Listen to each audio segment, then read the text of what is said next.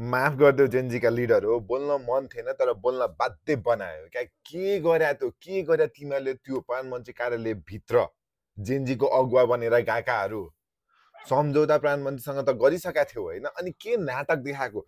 अनि तिमीहरूको बुदा फाल्टै थियो, मुद्दा फाल्टै थियो भने प्रधानमन्त्री कार्यालयभित्र गएर कागज च्यातेर हानाहान गरेर मुद्दा सल्टिन्थ्यो कि त्यो प्रधानमन्त्री कार्यालयभित्र जानुभन्दा अगाडि नै तिमीहरू एक ठाउँमा बसेर टेबल टक गरेर फाइनल डिसिजन, फाइनल मुद्दा यो हो, यो कुरामा चाहिँ सम्झौता भएन भने चाहिँ हामी प्रधानमन्त्री कार्यालयमा सम्झौता गर्दिनौँ, राष्ट्रपतिसँग गर्दिनौँ भनेर भिजन क्रिएट गरेर जाने हो। जाने बेलामा चाहिँ आफ्नो ग्रुपिजम बोकेर आई एम द साँडे अफ जेनजी भनेर जाने।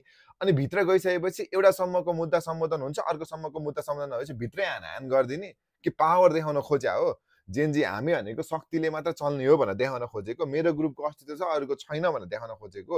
अनि घाइते परिवारलाई कसले सोच्दिने? अनि शहीद परिवारलाई कसले सोच्ने?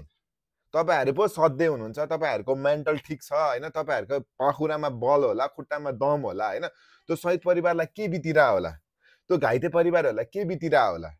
तपाईहरूसँग अलिकति लोजिकल्ली भन्ने छैन, अलिकति उयो भन्ने छैन भने कमसे कम त्यो प्रधानमन्त्री कार्यालयभित्र जानुभन्दा अगाडि एक दिन अगाडि सबैजना एउटा टेबलमा बसेर एउटा डिसिजन क्रिएट गर्न सक्नुहुन्न थियो कि छ मेरो यसमा बल, मैले हानेपछि जे पनि हुन्छ भन्ने सोच मेन्टालिटी क्रिएट गरेर जानु भएको।